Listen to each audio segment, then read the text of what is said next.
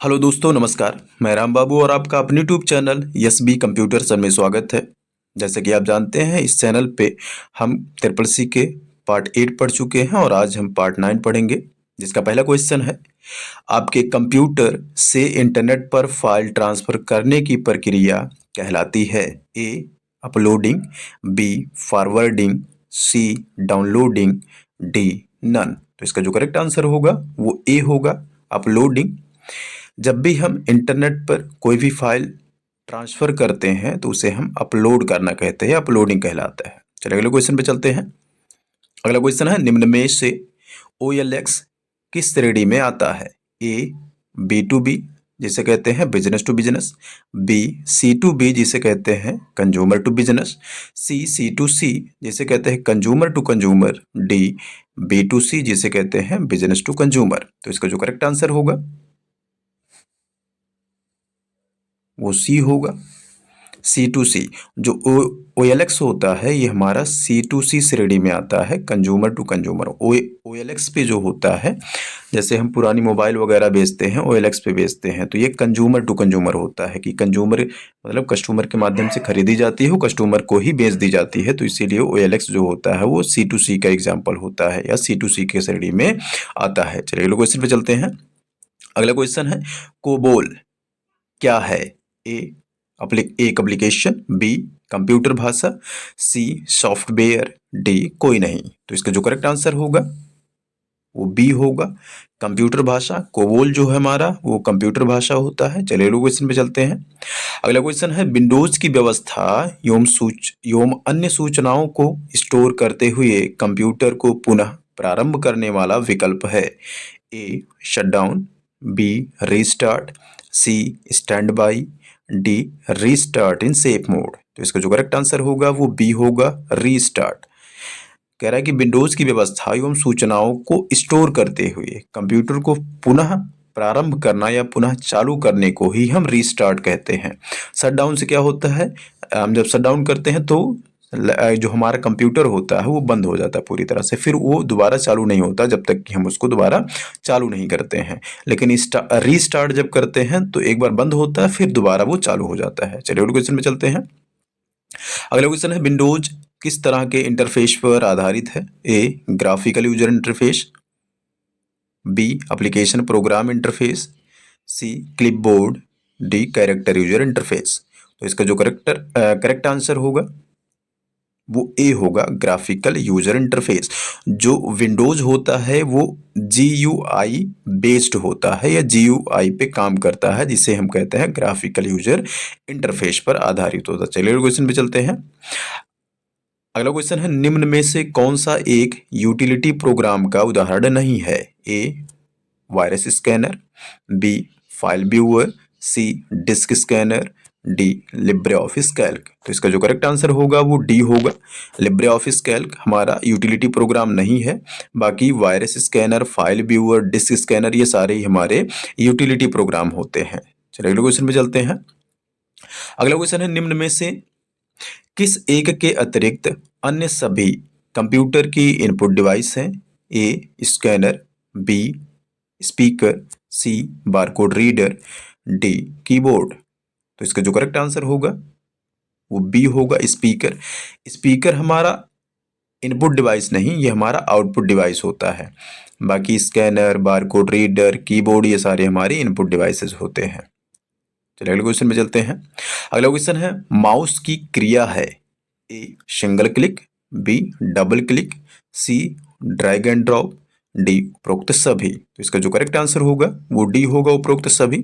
Mouse जो होता है इससे हम सिंगल क्लिक भी करते हैं, इससे हम डबल क्लिक भी करते हैं और इसे ड्रैग एंड ड्रॉप करते हैं। ड्रैग एंड ड्रॉप मीन्स क्या होता है कि माउस को हम इधर उधर करना, जिससे हमारा स्क्रीन पे जो कर्सर दिखता है या जो कर्सर ब्लिंक करता है वो इधर उधर जब जाता है तभी जब हम अपने माउस को ड्रैग एंड ड्रॉप करते हैं। चलिए अगले क्वेश्चन पे चलते हैं। अगला क्वेश्चन है, फोल्डर को कहते हैं?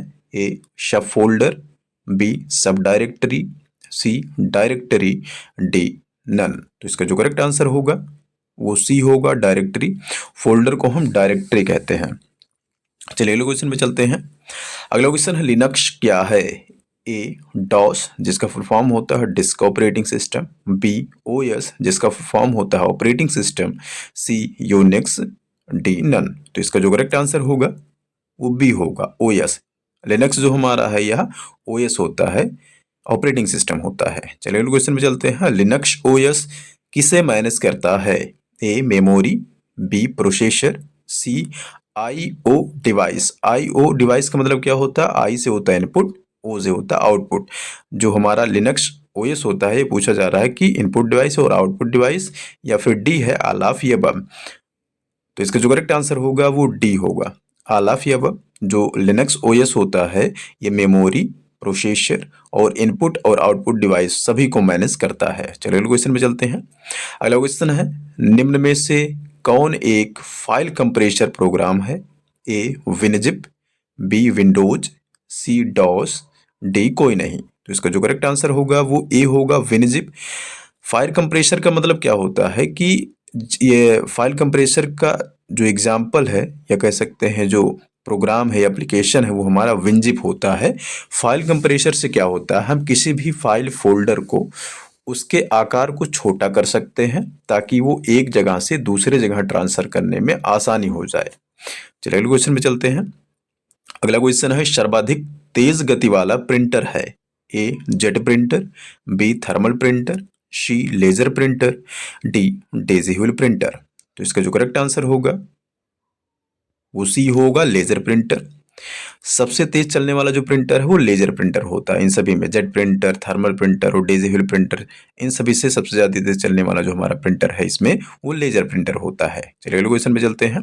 अगला क्वेश्चन है, एप्लीकेशन सॉफ्टवेयर में टाइटल बार के ठीक नीचे कौन सा बार होता है?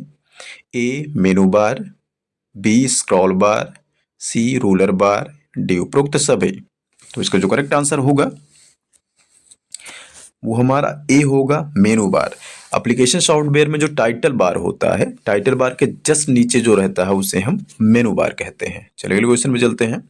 अगला क्वेश्चन है, F12 फंक्शन की का इस्तेमाल किस लिए करते हैं? A save, B shutdown, C save as, D full screen. तो इसका जो करेक्ट आंसर होगा वो सी होगा सेव एज। F12 फंक्शन की का यूज जो है हम सेव एज के लिए करते हैं। चलिए अगले क्वेश्चन में चलते हैं। अगला क्वेश्चन है, 200 RS मतलब 200 के नोट का रंग स्टोन ग्रे होता है। ए ट्रू, बी फॉल्स। तो इसका जो करेक्ट आंसर होगा वो बी होगा फॉल्स। जो 200 के नोट होते हैं उसका जो कलर होता है वो स्टोन ग्रे ना होकर के वो हमारा ब्राइट येलो कलर का होता है 200 का जो नोट होता है। तो इसलिए इसका जो करेक्ट आंसर होगा वो बी होगा। चलिए अगले क्वेश्चन पे चलते हैं। अगला क्वेश्चन है, ARPANET जिसका फुल फॉर्म होता है advanced research project agency network, एक प्रकार का सर्च इंजन है। ए ट्रू, बी फॉल्स। तो इसका जो करेक्ट आंसर होगा वो बी होगा फॉल्स। ARPANET जो हमारा है यह एक सर्च इंजन नहीं होता है, यह हमारा एक प्रकार का नेट या इंटरनेट होता है। चलिए अगले क्वेश्चन पे चलते हैं। अगला क्वेश्चन है, डिजिलॉकर में आधार कार्ड अनिवार्य है? ए ट्रू, बी फॉल्स। तो इसका जो करेक्ट आंसर होगा वो ए होगा ट्रू। डिजिलॉकर में आधार की जरूरत पड़ती है। चलिए अगले क्वेश्चन पे चलते हैं। अगला क्वेश्चन है, ईमेल आते या प्राप्त करते ही रिप्लाई करना आवश्यक है? ए ट्रू, बी फॉल्स। तो इसका जो करेक्ट आंसर होगा वो बी होगा फॉल्स। जरूरी नहीं है कि जब ईमेल आए तो तुरंत रिप्लाई करना है, इसीलिए इसका जो करेक्ट आंसर होगा वो बी होगा। अगले क्वेश्चन पे चलते हैं। अगला क्वेश्चन है, ई वॉलेट और डेबिट कार्ड एक समान होते हैं परंतु क्रेडिट कार्ड इन दोनों से अलग है। ए ट्रू, बी फॉल्स। इसका जो करेक्ट आंसर होगा वो बी होगा फॉल्स। अगले क्वेश्चन पे चलते हैं। अगला क्वेश्चन है, क्लाउड कंप्यूटिंग इंटरनेट से संबंधित नहीं है? ए ट्रू, बी फॉल्स। तो इसका जो करेक्ट आंसर होगा वो बी होगा फॉल्स। क्लाउड कंप्यूटिंग जो होता है ये हमारा इंटरनेट से संबंधित होता है, तो इसलिए इसका जो करेक्ट आंसर होगा वो फॉल्स होगा। चलिए अगले क्वेश्चन पे चलते हैं।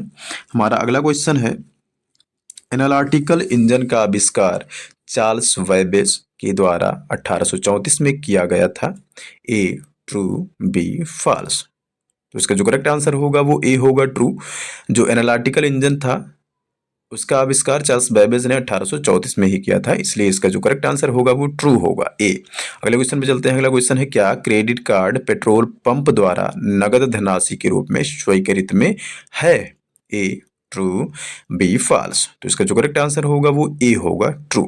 क्रेडिट कार्ड जो होता है पेट्रोल पंप पे नगद धनराशि के रूप में स्वीकृत है, एक्सेप्टेड है। चलिए अगले क्वेश्चन पे चलते हैं। अगला क्वेश्चन है, माइक्रो कंप्यूटर मिनी कंप्यूटर से ज्यादा शक्तिशाली होता है? ए ट्रू, बी फॉल्स। तो इसका जो करेक्ट आंसर होगा वो बी होगा, फॉल्स। माइक्रो कंप्यूटर जो है या मिनी कंप्यूटर से ज्यादा शक्तिशाली नहीं होता है। अगले क्वेश्चन पे चलते हैं। अगला क्वेश्चन है, ईमेल और फैक्स एक समान होते हैं? ए ट्रू, बी फॉल्स। तो इसका जो करेक्ट आंसर होगा वो बी होगा, फॉल्स। ईमेल और फैक्स दोनों एक समान नहीं होते हैं। चलिए, इस वीडियो का कुल 25 क्वेश्चन कंप्लीट हुआ। यदि वीडियो समझ में आया तो वीडियो को लाइक करें, और अगर आप हमारे चैनल पे नए हैं तो चैनल को ज़रूर सब्सक्राइब करें, ताकि इस चैनल पे जब भी हम वीडियो अपलोड करें तो आपको सबसे पहले मिले। और धन्यवाद।